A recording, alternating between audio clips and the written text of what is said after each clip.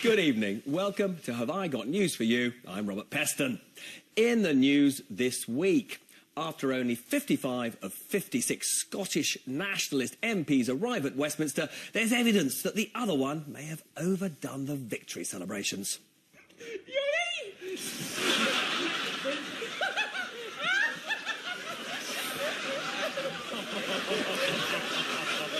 Following the birth of the royal baby, Buckingham Palace begins a thorough deep clean prior to the baby's first visit.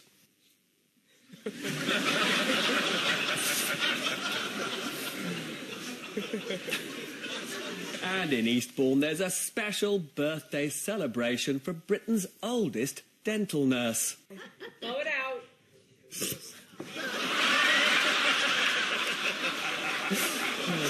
On Ian's team tonight is an actor and writer who recently starred in the Channel 4 show Catastrophe, which was a comedy about relationships and not a documentary about the Labour Party's campaign strategy. Please welcome Rob Delaney.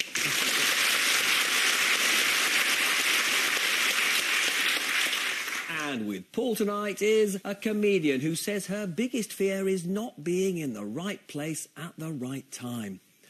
Tell me about it. I thought I was doing Newsnight. Please welcome Roisin Conaty.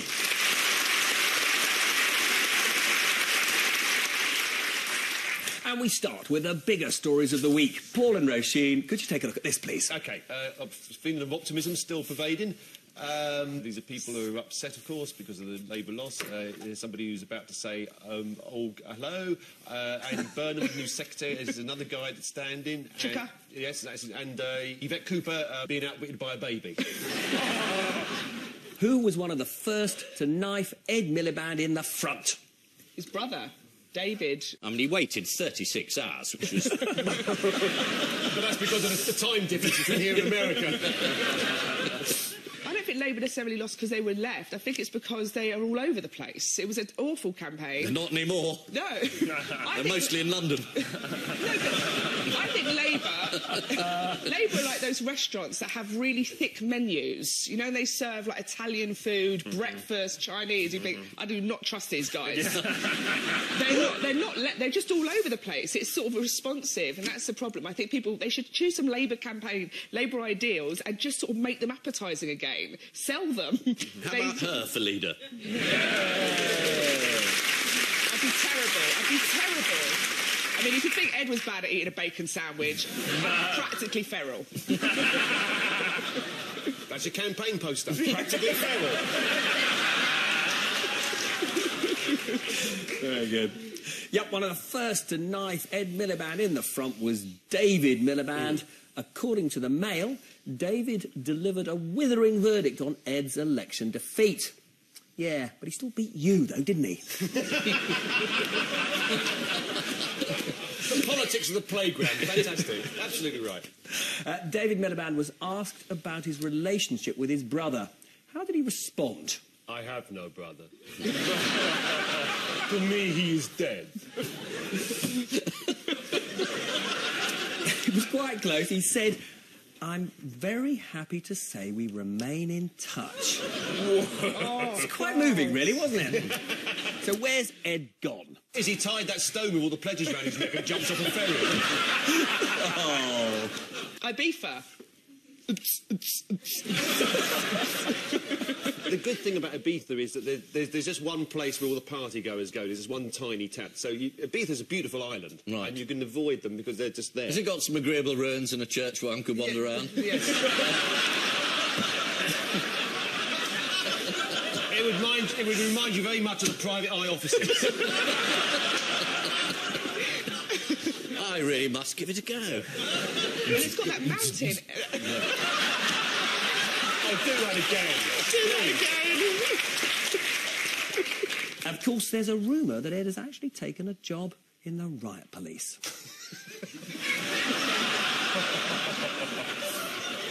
Was he attracted by the letters MP on his head? Who did the rather plain-speaking MP for Barnsley, Michael Duggar, blame the defeat on? Anybody know? No. He said too many pointy heads and too few street fighters, and Scotland was a fucking balls up, and that slab was a kind of 12-foot granite marble cocker. And now, to be fair, we've conflated a few different quotes there to make him coherent. Who do pollsters blame for the surprising election result? The electorate. Are you looking for his shy Tories? That appears to be what's written here. Yes, It could be the shy Tories, but probably more important, insufficient Labour voters. Lord Ashcroft's last poll tip was that the Tories weren't going to do very well and there was going to be a swing to Labour. So I think everybody got it completely wrong. And I noticed last week everybody resigned except all the head of the polling associations. They decided not to resign. Why was that? Yeah, I mean, it was, you know, an absolute catastrophe, I mean, I wasn't thought it? this was meant to be a science polling, but clearly it isn't. No, it's like economics. Let's be absolutely clear. It is a lot more accurate than economics. No, because Robert called the financial crash I did, but I'm not... last week. Yeah, but you'll hear me very often say, although I'm called economics editor, I'm definitely not an economist. Oh, right. Don't want to be seen in clears their, you. Don't want to be seen in their company. Now, now, do we know which statistic puts the collapse of the Labour and Lib Dem vote in Scotland into a rather grim context? This is pandas. Huh? There's more pandas in Scotland than either Labour, Tory or Liberal MPs. Is that right? That is one answer. There is another answer, which is that actually there are more MPs called Stuart MacDonald in Scotland than Labour and Lib Dem MPs. How many Stuart MacDonalds are there? There's a Stuart MacDonald in Cumbernauld, a Stuart MacDonald in Glasgow, and in Aberdeenshire there's a Stuart Donaldson, and everybody here knows that's basically the same as MacDonald. Now, did you see some of the ingenious attempts to spoil the ballot paper last week? No. Right. One voter in Montgomeryshire tried to make a protest against standing Tory MP Glyn Davis, who said this voter decided to draw a detailed representation of a penis instead of a cross in my box on one ballot paper. Amazingly, because it was neatly drawn within the confines of the box, the returning officer deemed it a valid vote for me.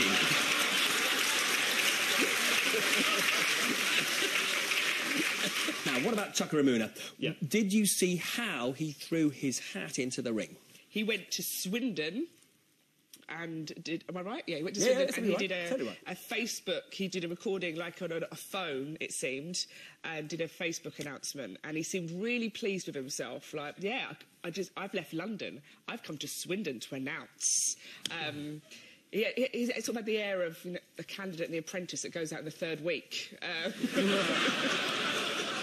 No, you're absolutely right. He announced his leadership bid in what looked like a sort of teenage homemade video on the internet. So I'm pleased today to be announcing that I will be standing for the leadership of the party. I think we can and we should be winning in seats like in Swindon, north, south, east, west. We can absolutely do it as a party. So Chucker's audio a bit rumbly, I thought. There's a technical term for his problem. Amateurism. What he needed was a micro muff. Here it is. Yes. Always does it for me, the micro muff. You just pop one on the end of your microphone. I don't think they're called that. They're not called micro muffs. They're not called micro. Listen, I work in the industry, mate. They're called Yeah, well, micro so do muffs. I, funnily enough. That's what they're telling you what it's called. I mean, look at the way they've had to mock up the packaging, for God's sake. Sorry? What's gone wrong? What did I do wrong? No, nothing. I think it's- Nothing. No, they're admitting it. Are we It's moving made on? up. No, it's just... What, today? Yeah. Well, extraordinarily, over the last 5 minutes, Chucker has actually withdrawn his candidacy from the leadership.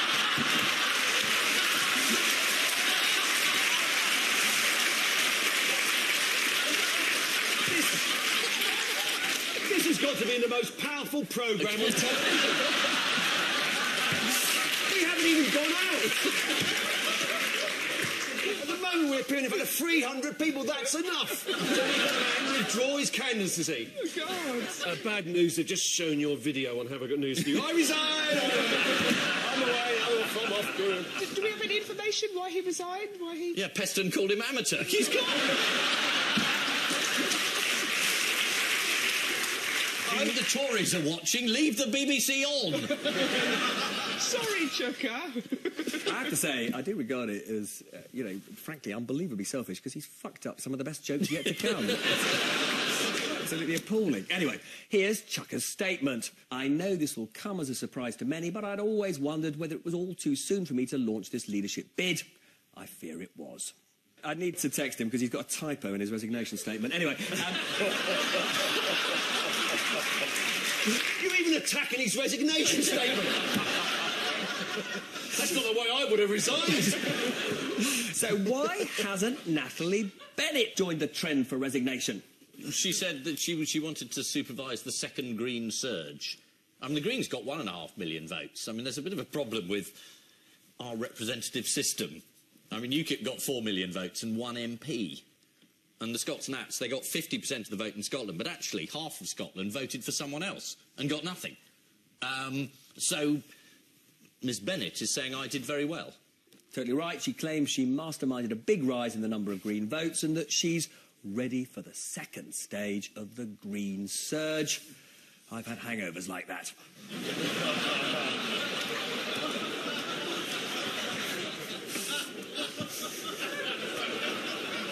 Extremely candid of you. Yeah.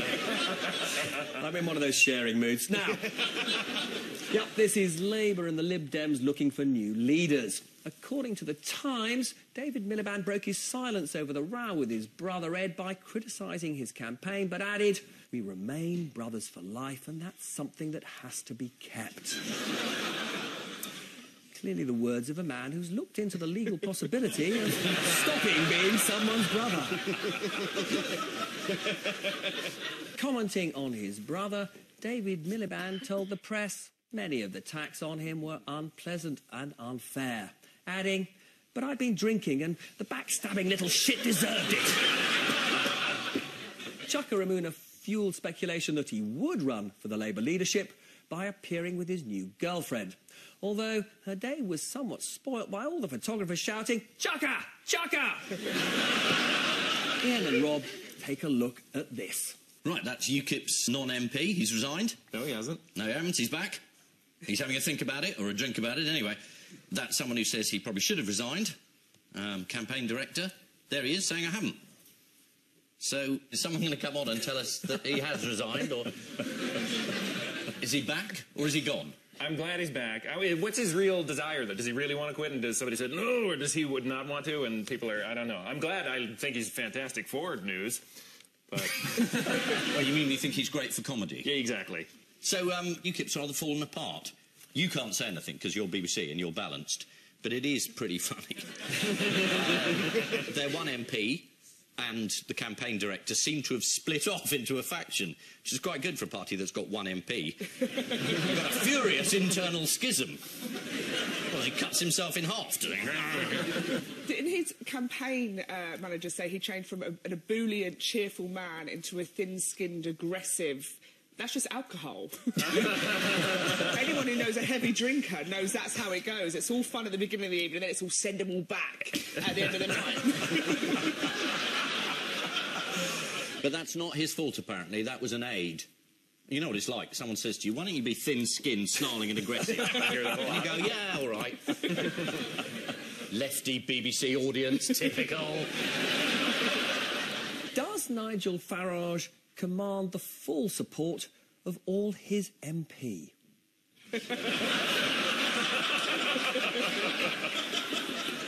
Well, Douglas Carswell used to be a Tory and then he defected. Yes. And all through the campaign it was quite entertaining to watch him because Farage would say something on television and then someone would go and say to Carswell, do you agree with that? Carswell would go, well, no, I mean, obviously, quite embarrassing. And you thought you're in the wrong party. And now he is the party.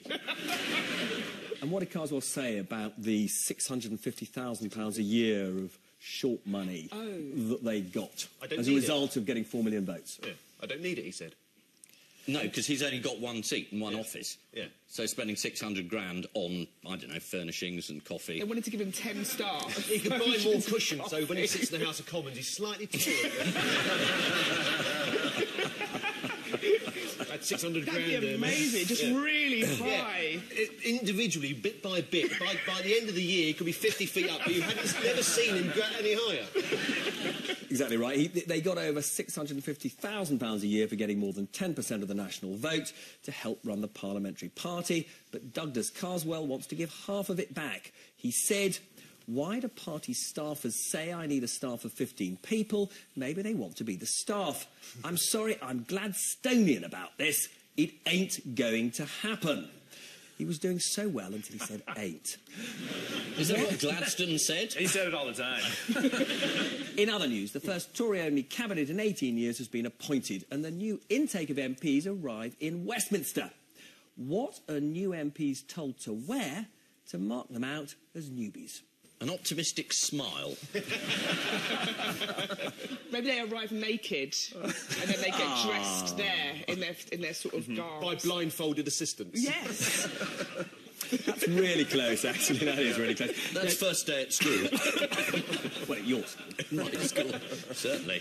Is there much difference between the first day at some schools and the House of Commons? None at all. A lot of girls about there.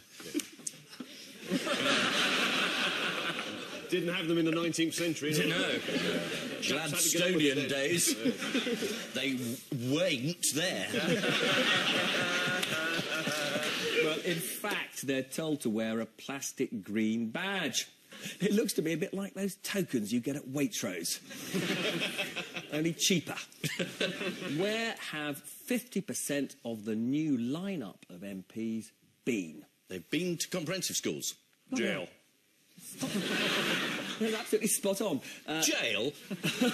That's a very cynical response. That's after Parliament. Yeah. Yeah, no, you're absolutely right. They have been to comprehensive Yeah, schools. no, the intake's very different. It's the least posh Parliament for a very long time. There are still 20 MPs who went to Eton, although what is surprising is that they're all Tories. What did David Cameron say at the first meeting of the Cabinet? I can't fucking believe it. What's going on? He allowed himself a moment of relaxation. But he also said he wanted the Conservatives to be the real party of working people. Which organisation may be in for a tough time? It's the BBC. Absolutely right. The new Culture Secretary is on record as saying the BBC had better watch it. And lots of Tories are saying, typical BBC, the election coverage was biased. You know, they won. They won quite well. So it was obviously not very effectively biased then. In fact, it was a bit useless. Of course, with negotiations for its charter renewal beginning later this year, the BBC needs to watch its step. On hearing who the new Culture Secretary was, the BBC immediately issued a statement saying, "We're very much looking forward to working with John Whittingdale." And that light-hearted sting means it's time to test your knowledge on some of the other new appointments in our quick-fire quiz reshuffle roundup. Come on. So fingers on buzzers. Yeah. We start with who am I and what do I do? Joe Johnson. He was in the policy unit. He's now Minister for something I don't know. It is indeed Boris's brother, Joe Johnson, who's been appointed Universities and Science Minister. Since I'm American and not smart, I don't know who that is, but I looked at him, and this is what I thought. It looks like somebody went up to Boris Johnson, like a wizard, and went, "Be more handsome." Oh, very good. Next, who am I and what do I do? What do I do? Is this the woman that promotes the colour orange wherever she goes? I've no idea who she is, I'm afraid. Dad, that's my wife Louise, and I don't understand why you've put her picture on television. Is it? No. It's Amber Rudd, who's the new Energy Secretary in the Cabinet, who once controversially described her seat in Hastings as depressing. She was employed by Richard Curtis on the film 4 Weddings and a Funeral as the aristocracy coordinator. Anybody know what the job involved? Wrangling peers.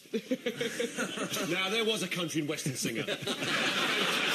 What was the question? What did the job of aristocracy coordinator involve? Tiaras are right, necklaces are right, that sort of thing. Just putting out caviar and champagne and saying, come on, onto set. There we go. I'm going to ask us. No, just follow me, dear. It involved, as you imply, knowing lots of dukes and earls who she invited to be extras in the film to add a touch of authenticity. So, as David Cameron says, they really are the real party of working people. Next, who am I and who's my dad? Is this the Dinage dynasty? Might well be. And Fred was her dad. Caroline. Caroline. Well done, yeah, absolutely right. She's the Minister for Equality and Yep. Women. And what do we know about her She voted background? against gay marriage. Yeah, you think that would be one of the jobs? How do the people get these jobs? Like, do you believe in equality? No, start on Monday.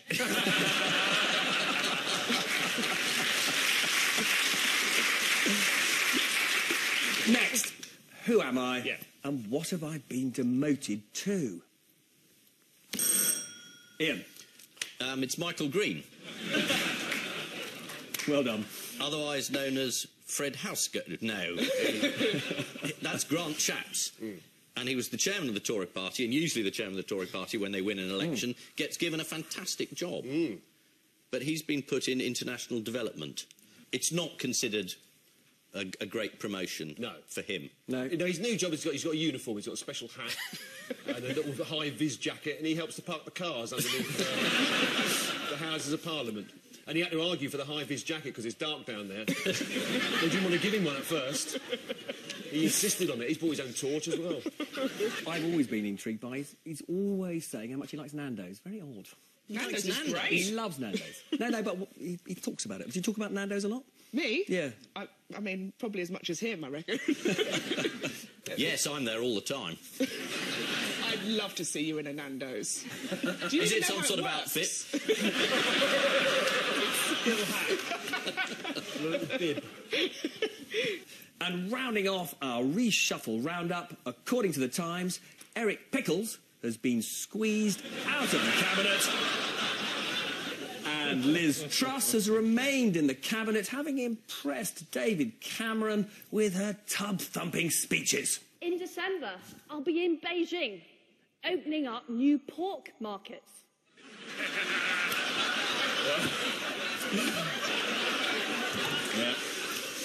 We all do that, but we don't boast about it. And finally, just for fun, let's enjoy this picture of the new Business Secretary, Sajid Javid's campaign poster.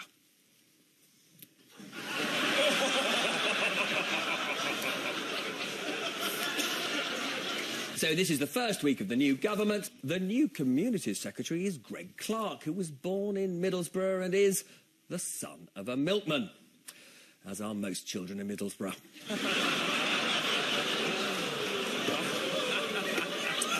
You might have to go somewhere different for your holidays now.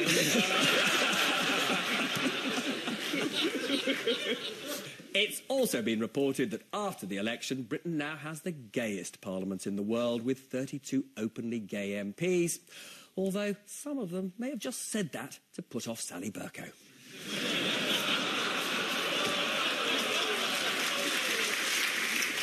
Going back to Patrick O'Flynn, Yes. he also said that UKIP was in danger of becoming a personality cult. Here's the BBC's Norman Smith reporting on the story. That there was a danger, he said in this article in the Times, of the party turning into, quotes, an absolutist monarchy or personality cunt. And personality cult. Poor bloke. When Nigel Farage complains about bias at the BBC, he's got a point. He's got a point on that particular occasion. You're having a nice time there. I'd get your address book out. There's quite a few names. I am looking for a new career. Yeah. I'm not sure you found it. I wasn't claiming this was it.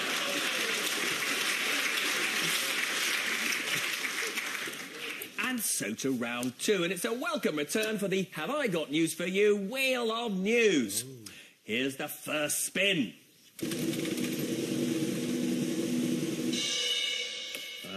Fantastic. I can just about make it out. I think that's a Picasso, and Picasso painting was sold for a world record sum this week, so that's what it must be. I don't know what the painting's called. Well, the Women of Algiers. They look like they're having a nice time. It looks like boobs, feet, and a witch's hat. Yeah. Drunken geometry night at the pub. It's their husbands I feel sorry for. Look at the state of her, the one in the middle. She came home like that, I'd lock her out. You can stay there till morning, young lady, I'd say. With your head twisted round there and your bum halfway up your back.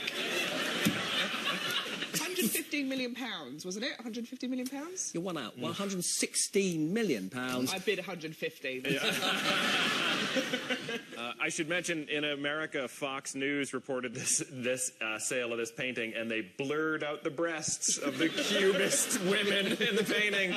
But they just sort of fogged them out, didn't they? It wasn't even. It was a really weird. Yeah. Oh, they didn't really do that, did they? Yeah. They really did. Yeah. I mean, you could still, if you squinted, you could still. There we go. Is that his pixelated period? So, is this painting any good? Oh. Yes. £115 million, I think you've got to have... I don't want to sound like a Philistine, it's great, you know, it's art and stuff, but if you spend... No, you've done it now. Listen, I love a bit of Picasso, who doesn't? But £115 million, how can you sort of watch the news with a conscience if you've got £115 million to buy something that, you know, this guy's not putting in a... He's going to put it in a cupboard, you know, his secret, like, oh, my little secret rich cupboard, and then sort of... I'm going to go and look at my little Picasso for a bit. Oh, it's awful what's happening in Nepal, isn't it? I bet I look at my cupboard, When I think about the number of drones it could have bought, I'm like... This is the news that the Women of Algiers has been sold at auction for a world record £116 million. The painting set a new record for the blue team on Bargain Hunt. Michael Glover in The Independent said that the work was a jazzy potpourri of a work. To be fair, Michael Glover is an expert on Cubist art, which explains why he doesn't know his arse from his elbow. On to the next spin.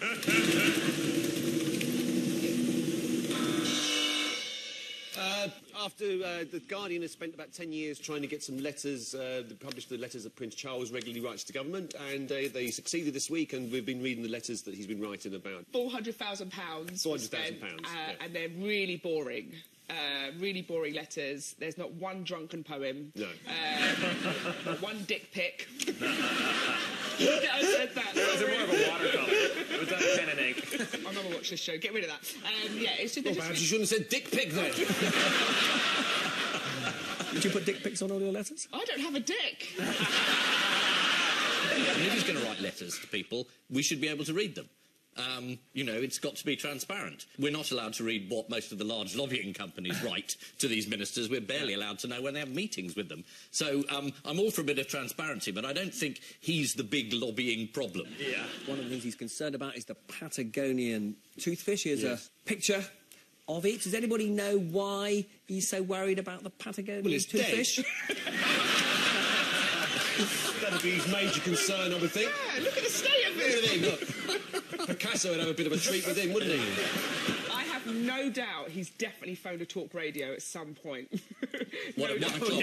Yeah, just sort of, you know, oh, no, it's not Charles. Call one Steve. And now we got our next one, line 4. We've got Charlie from Windsor. So, Charlie, what's your beef up with Bucknell? What do you want to say? The Pentagon Sorry, mate, you have to speak louder than that. OK, line 4. Liz and Philip, you can't get to sleep at night. What's the matter?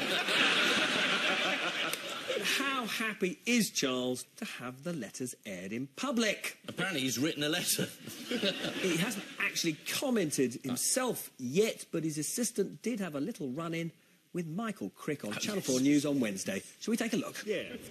Good morning, sir. Are you worried about these letters? Are you still writing to ministers letters like that? You've not been behaving unconstitutionally by writing letters like that. Whoa. Took care of that micro muff. Very good. Is that the reason why we had micro muff earlier? For that?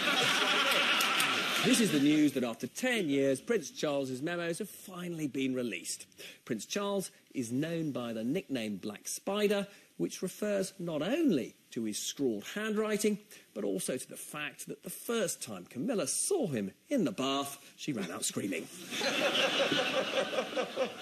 Here's the last spin.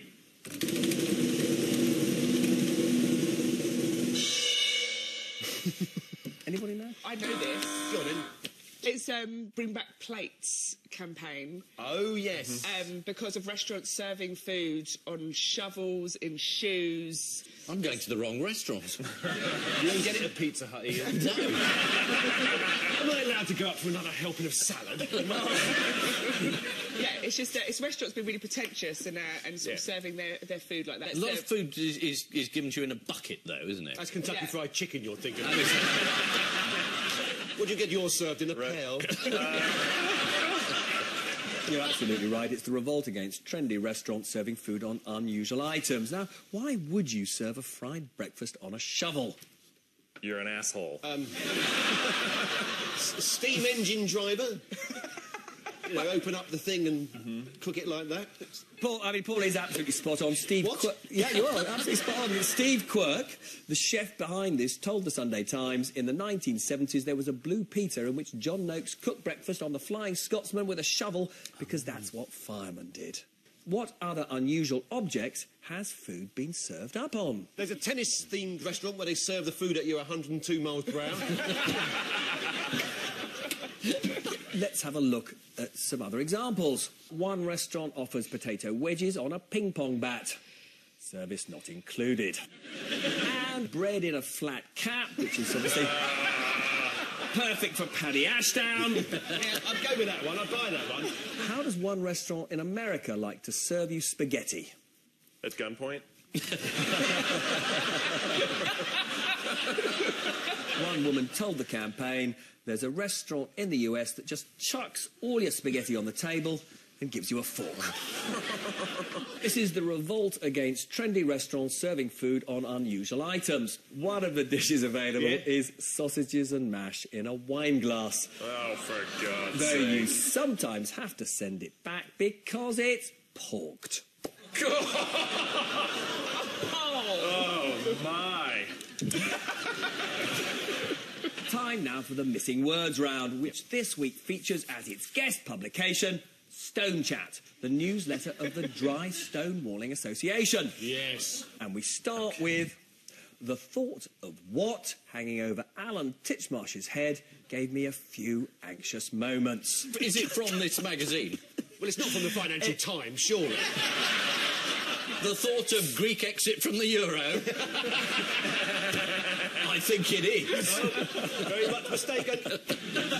It's the thought of 19 tons of unsupported stone hanging over Alan Titchmarsh's head gave me a few anxious moments. Yep, mainly the fear that it might not fall on him.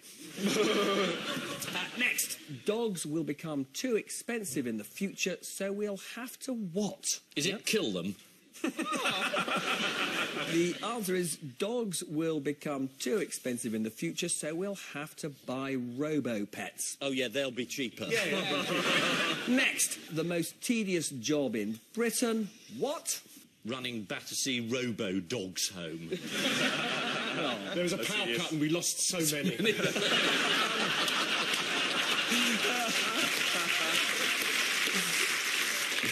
The most tedious job in Britain is Cameron's forehead polisher.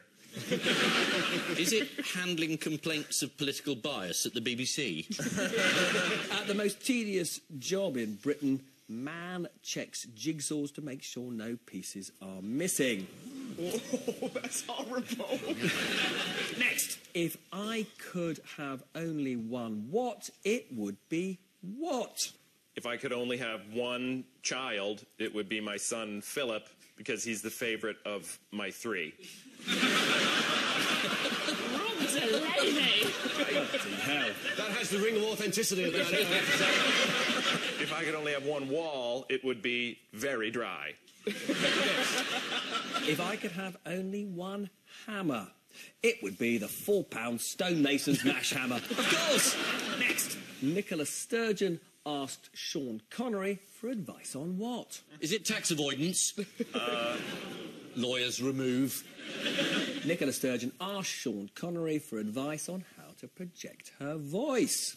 To be fair, Sean Connery must be good at projecting his voice if Scottish nationalists can hear him all the way from the Bahamas. Be a good first meeting, though, ain't it? Sturgeon and Cameron. It's due to take place. He comes in, she says, "I've been expecting you, Mr. Cameron." Very good. Very good. Sean Connery also gave us some advice with regard to another referendum on independence. Never say never again. Do you do have a stage stars and stage screen and radio? That was very good. I don't do any. No. Next, Thea Alvin's stonework isn't always what? Stone or his own work. Thea's been damaging our industry for quite some time. I'm not prepared to say at this moment whether she's a man or a woman, but I suspect she's probably a bloke, and I don't. She should just get out. Just get it. You're ruining it for everybody. Isn't always what he appears to be. Get out, Thea. We've had enough. Yeah, I agree with him.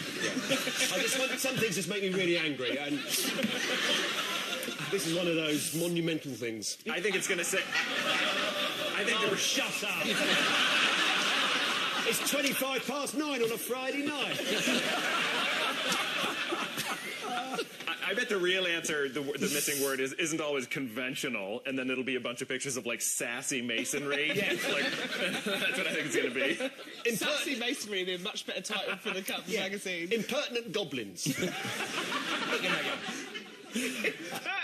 Impertinent goblins. Goblins are always impertinent anyway. Yeah. They do it incredibly impressively. Rob is almost there. Thea Alvin's stonework isn't always for the walling purist. Right, next, Stone Chat's meetings this year have attracted what? Heavy breathers. Real gaspers.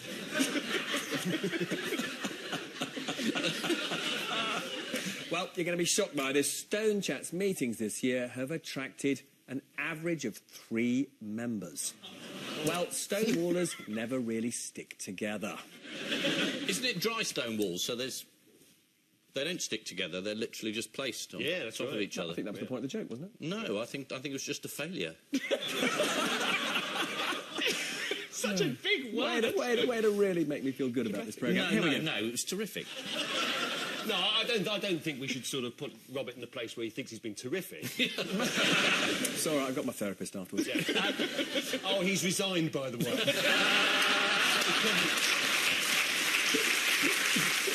According to the article, this year's Stone Chat AGM will be held at the Foyless Arms, Pentrafoyless, on November the 6th at 8 p.m.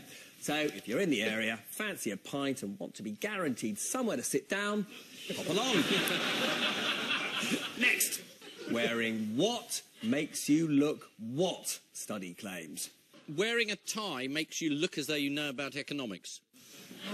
No, it absolutely doesn't. Wearing sort of a dark purple, kind of a plaid button-down makes you look like you know how to make love to a woman good. Study claims. Absolutely right. Wearing a red tie makes you look aggressive and dominant, study claims. And lastly, man finally what after 44 years?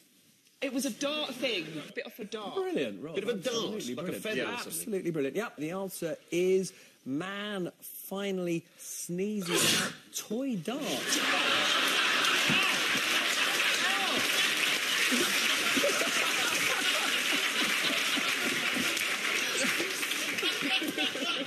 Swear to God, that was real.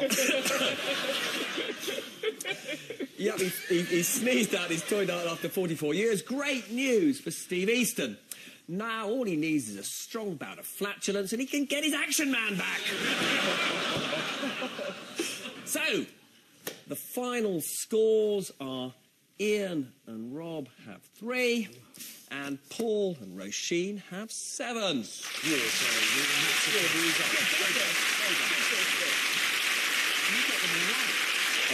Now, we say thank you to our panellists, Ian Hislop and Rob Delaney, Paul Merton and Roisin Conaty, and I leave you with news that, despite an unexpected election victory, David Cameron's leadership comes under threat as he visits the Yorkshire Dales. It's clear to senior Lib Dems that only Tim Farron can give the party the inspirational vision it needs.